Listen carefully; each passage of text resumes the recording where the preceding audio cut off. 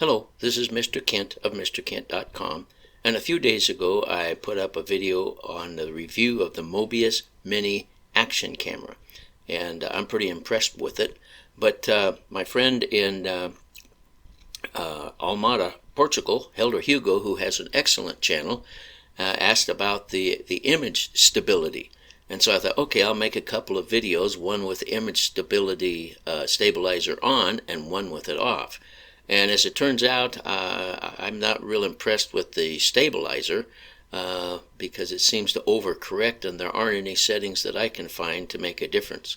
So here you're looking at the video on top has image stabilization on, and the video on the bottom has image stabilization off.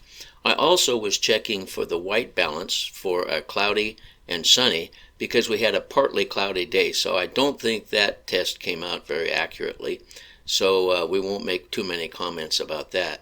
But if you notice, my hand, I've been kind of shaky handed all my life, and so you can see it kind of overcorrects for my shakiness. Every once in a while you'll see the top one with the stabilization turned on just kind of jumps around a little bit. So I think it's overcorrecting, and I've had image stabilization on things in the past, and I never was really satisfied with it.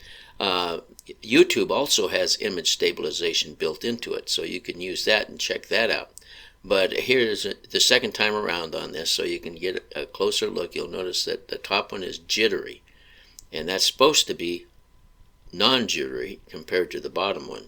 So as I said, I'm not real impressed with the image stabilization on this. So we'll let this finish out, and then the next thing I wanted to check was the sharpness of the image sharpness. So we'll take a look at that. This is just probably going to go for another few seconds, and then we'll take a look at that. All right, in the next test, I'm checking on the left there, the sharpness, and I should have probably gone to the extreme because I couldn't tell a whole lot of difference. So the top video will be with the hardness turned on, and the bottom video will be with the hardness turned off.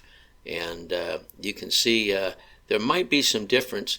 I think probably as a drone flyer, I would leave mine on. If I was doing, well, if you're using still photography or something like that, the soft is probably better for pictures using a still camera.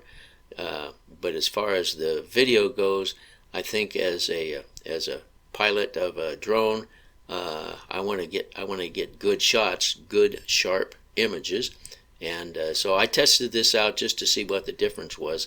But as I said, I should have gone to the extreme, extra hard and extra soft, because as it turned out, there's not a whole lot of difference here, and I think it's more applicable to the still shots, the still figures.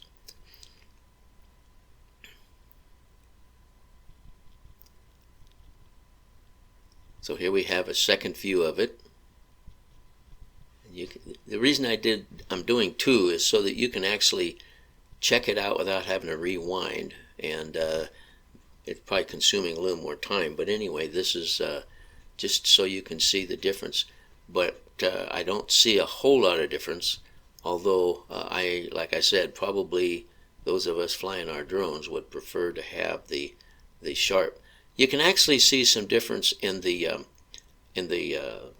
cinder block. The corners, the lines between the cinder blocks, they show up and glitter in the hard, and they don't show up and glitter so much in the soft.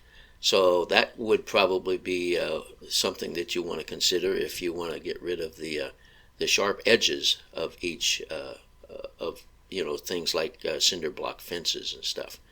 As it swings around here and comes back in, you should be able to see, oh, never mind, that's the end of that one. All right, so the next thing I decided to do is see if I could brighten up the bottom of the picture, because a lot of times we get a dark picture when we have a light sky. And so down at the bottom, exposure metering, I made two videos, one centered and one with the exposure evenly centered around it, and then the one on the right is the exposure with the bottom exposure increased. So as you can see it going up and down here, the one on the right, you can see the cinder blocks in the fence a little bit better because the lower part of the screen is being overexposed compared to the rest of the screen. And this is a still shot, which I just locked it up right there to give you time to take a good look. And so this is when the bottom with the metering set to be more at the bottom, more exposure at the bottom. So here's you can just kind of, this is the second run, and it's pretty evident that metering to the bottom, exposing more at the bottom, helps get rid of the darkness that we find when we're flying under a bright sky. So anyway, there you go. There's a couple of examples of how you can adjust things on this Mobius action camera, Mobius Mini action camera.